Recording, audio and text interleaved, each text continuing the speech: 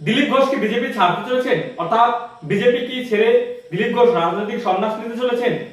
নমস্কার বন্ধুরা, আমি শিপক দাস, আপনারা দেখছেন সঙ্গে শিপক। যা দেখান আমার বিকৃত মিডিয়া তাই তুলে ধরে আমরা আপনাদের ছোট্ট ইউটিউব চ্যানেল সঙ্গে শিপকের মাধ্যমে। আজকে মূলত আমরা প্রতিবেদন তৈরি করছি দিলীপ ঘোষকে নিয়ে, যিনি আমাদের পশ্চিমবঙ্গের রাজনীতিতে একজন সফল রাজনৈতিক ব্যক্তিত্ব হিসেবে পরিচিত এবং পরিচিত মুখ রাজ্য রাজনীতিতে। সেই দিলীপ ঘোষকে নিয়ে এই প্রতিবেদন তৈরি করলাম। এখন বিষয় হলো, কেন এই প্রতিবেদন তৈরি করতে বাধ্য হলাম আমরা এই দিলীপ ঘোষকে নিয়ে। বন্ধুরা, দিলীপ ঘোষ এমন একজন ব্যক্তি যিনি পশ্চিমবঙ্গের রাজনীতিতে একজন বিজেপি রাজনীতির পক্ষে একজন সফল ব্যক্তি। সেই দিলীপ ঘোষ কয়েকদিনের আগে টিভি9 বাংলায় একটি সাক্ষাৎকার দিয়েছেন। সেই সাক্ষাৎকারে তিনি কিছু মন্তব্য ব্যক্ত করেছেন। সেই মন্তব্য নিয়ে কিন্তু আমাদের পশ্চিমবঙ্গের রাজনীতিতে তোলপাড় শুরু হয়েছে। সেই সাক্ষাৎকারটা চলুন দেখে নেওয়া যাক আগে, তারপর আমরা আসছি বিস্তারিত প্রতিবেদনে। চলুন দেখে নেওয়া যাক। এই ধরনের কি আছে, পার্টির তো কেউ কারো খোঁজই নেয় না, কি চলছে বোঝা যাচ্ছে না। সব কাছে কথা আমাকে জিজ্ঞেস করছে কি করবো, আমি তো কাউ কিছু বলতেই পারছি না। না কেউ দেখা করে, না কেউ কথা শোনে, না কারো কাছে সময় নেই কথা বলার, না উচ্চতর না নিম্নতর। এখানে হাজার হাজার কর্মীরা মার খাচ্ছে, কেউ খবর নিচ্ছে না। নিজেই যাচ্ছি, কাজকর্মীরা ফোন করছে, দেখা করতে চাইছি, কি করবো। বাড়িতে আসছি, আমার বাড়িতে গিয়ে এত লোক কি দেখা করবো, আর তো কেউ যায় না দেখা করতে। আমি যাচ্ছি, দেখা করছি তাতে কষ্ট, নিজেরও দেখা করবে না, আমি দেখা করলে কষ্ট, কি করা যাবে। দেখা করতেও মানা করছে, যাচ্ছি বলে অনেক সমস্যা, ওই জন্য না আসে দেখা করে চলছে। তাহলে পরবর্তী পদক্ষেপ কি? দেখা যাক কি করছে পার্টি, কি ভাবছে, দেখি যাবে। আমরা দেখলাম দিলীপ ঘোষের টিভি9 বাংলায় দেওয়া সাক্ষাৎকার। সেই সাক্ষাৎকারে আপনারা আশা করে দেখতে পেলেন যে দিলীপ ঘোষ কতটা কষ্ট পেয়ে এই সাক্ষাৎকার দিতে বাধ্য হয়েছেন। অর্থাৎ দিলীপ ঘোষ, যাকে কিনা অন্ততপক্ষে আমি মনে করি পশ্চিমবঙ্গের রাজনীতিতে একজন সফল রাজনৈতিক ব্যক্তি। আশা করি আপনারাও সহমত পোষণ করবেন। কারণ এই পশ্চিমবঙ্গের রাজনীতিতে বিজেপির তেমন কোনো মাটি ছিল না 2019 সালের আগে পর্যন্ত। বিজেপি পশ্চিমবঙ্গের রাজ্য সভাপতি হওয়ার পর দিলীপ ঘোষ 2018 সালের পঞ্চায়েত নির্বাচনের পর থেকে যেভাবে মাঠে ময়দানে লড়াই করে এই বিজেপিকে আমাদের পশ্চিমবঙ্গে দাঁড় করিয়েছেন, সত্যি তা একটি প্রশংসাযোগ্য বিষয়। এখন বিষয় হলো, যেখানে আমরা বলছি প্রশংসাযোগ্য, আপনি হয়তো মনে করছেন প্রশংসাযোগ্য, সেখানে বিজেপির কেন্দ্রীয় নেতৃত্ব কেন বুঝতে পারছে না যে দিলীপ ঘোষ এমন একজন ব্যক্তি, তিনি যদি বিজেপির রাজনীতি থেকে সন্ন্যাস নেন, অর্থাৎ তিনি বিজেপি যদি ত্যাগ করেন, তাহলে বিজেপির জন্য সেটা কত বড় ক্ষতি হতে চলছে। সেটা আপনি বুঝতে পারছেন, সেটা আমি বুঝতে পারছি, বিজেপি কেন বুঝতে পারছে না। সত্যি কথা বলতে কি, বিজেপি যে পশ্চিমবঙ্গে এত ভালো ফলাফল করেছে সেটা হলো দিলীপ ঘোষের হাত ধরে, যিনি কিনা একর আরএসএস থেকে উঠে আসা একজন রাজনৈতিক ব্যক্তি। রাজনীতি করেছেন তিনি ছোটবেলা থেকে, আমরা যতটুকু জানি, রাজনীতি নয় মানে আরএসএস করেছেন। সেই আরএসএস করে বিজেপির আইডিওলজি নিয়ে তিনি এই বিজেপির রাজ্য সভাপতি হয়েছেন। তারপর আমরা সকলে জানি তার সাফল্যের কাহিনী।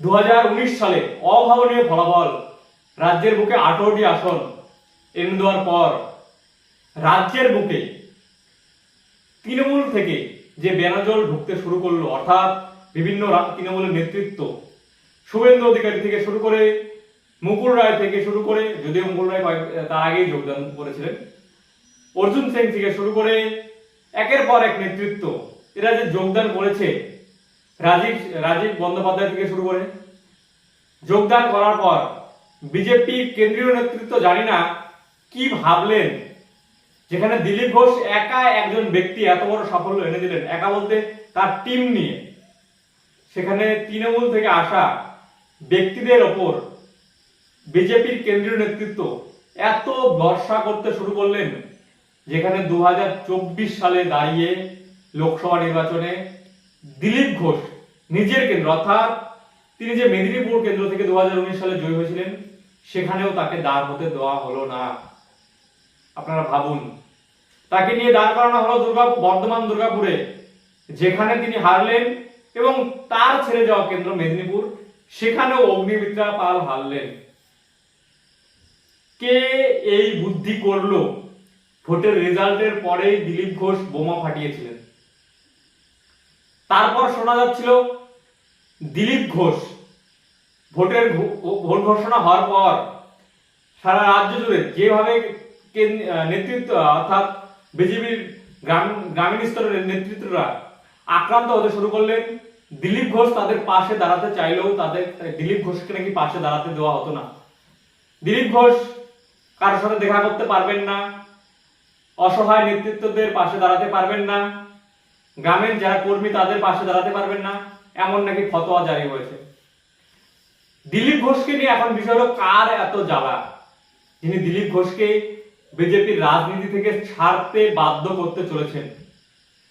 এই দিলীপ ঘোষ, যিনি কিনা রাজনীতি যদি ছাড়ে তৃণমূলে জয়েন করবে না, এটা আমি আপনাদেরকে বিশ্বাস করে গ্যারান্টি দিয়ে বলতে পারি। কারণ দিলীপ ঘোষ প্রকৃত পক্ষে তৃণমূলের বিরুদ্ধে মাঠে ময়দানে লড়াই করা একজন লোক। তিনি তৃণমূলে জয়েন করবেন না, কারণ তিনি আরএসএস এর লোক। তাহলে তাকে কেন এইভাবে গুরুত্ব দেওয়া হচ্ছে না? আমি মনে করছি বা আপনারাও আশা করি মনে করবেন, বিষয়টি একটু চিন্তা ভাবনা করবেন। এ রাজ্যের বুকে কেন্দ্রীয় নেতৃত্ব এবারে লোকসভা নির্বাচন থেকে শুরু করে বিধানসভা ভোটে যেভাবে তৃণমূল থেকে আসা নেতৃত্ব, অর্থাৎ আপনারা বুঝতেই পারছেন, তাদেরকে রাজ্যের মাথা করেছে পুরানা যারা নেতৃত্ব রয়েছে, তাদেরকে কিন্তু কেন্দ্রীয় নেতৃত্ব সেভাবে গুরুত্ব দিচ্ছে না। যার ফল ভুগতে হয়েছে এবারে 2024 সালের লোকসভা নির্বাচনে মাত্র 12টি আসন, যেখানে ছিল 18টি আসন। একটা তো বাড়াতেও পারেনি, কমেছে উল্টে। এর দায় নিয়ে যারা বর্তমান নেতৃত্ব আছে তারা কি পদত্যাগ করবে কিংবা দল ছাড়বে বা তাদেরকে পদ থেকে সরিয়ে দেওয়া হবে, তা না করে যিনি কিনা এই রাজ্যের বুকে বিজেপিকে সাফল্য এনে দিয়েছেন, যিনি কিনা এই রাজ্যের বুকে বিজেপিকে দাঁড় করিয়েছিলেন, যিনি কিনা এই রাজ্যের বুকে বিজেপির মাটি শক্ত করেছেন, তাকেই মূলত সাইড করার চেষ্টা চলছে। এর খেসারত কাদেরকে দিতে হচ্ছে? গ্রাসরুট লেভেলের কর্মীদের। কারণ গ্রাসরুট লেভেলের কর্মীরা প্রকৃত একজন লড়াকু রাজনৈতিক নেতৃত্বকে হারাতে চলেছেন তাদের। কারণ বিজেপি এই রাজ্যের বুকে যত নেতৃত্ব রয়েছেন, যদি কেউ বিশ্বাসযোগ্য হয়ে থাকেন, আমি মনে করি সব থেকে দিলীপ ঘোষ। আপনারা বলুন, আমি শুভেন্দু অধিকারীর বিরুদ্ধে বলছি না। আজকে শুভেন্দু অধিকারী কি তিনি গ্যারান্টি দিয়ে বলতে পারবেন তিনি বিজেপিতেই থাকবেন? এটা কিন্তু বলা যায় না। কারণ শুভেন্দু অধিকারী আরএসএস থেকে উঠে আসা লোক নয়, কিন্তু দিলীপ ঘোষ তিনি আরএসএস থেকে উঠে আসা লোক। এই বিষয়টি বিজেপির কেন্দ্রীয় নেতৃত্ব যত তাড়াতাড়ি মিটিয়ে নেয়, আমি মনে করি বা আপনারাও মনে করবেন, অতই বিজেপির পক্ষে মঙ্গল।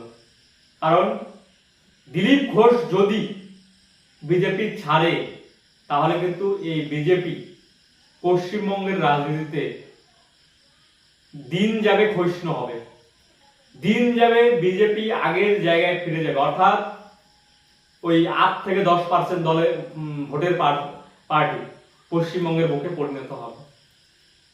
আর যদি এই পশ্চিমবঙ্গের বুকে বিজেপিকে ঘুরে দাঁড় করাতে হয়, আমি মনে করি আপনারাও মনে করবেন, কারা কারা মনে করেন অবশ্যই কমেন্টের মাধ্যমে জানাবেন, বিজেপিকে অবিলম্বে বিজেপির দায়িত্ব দিলীপ ঘোষের উপরে দেওয়া উচিত। এই পশ্চিমবঙ্গের আবার পুনরায় রাজ্য সভাপতি করা উচিত।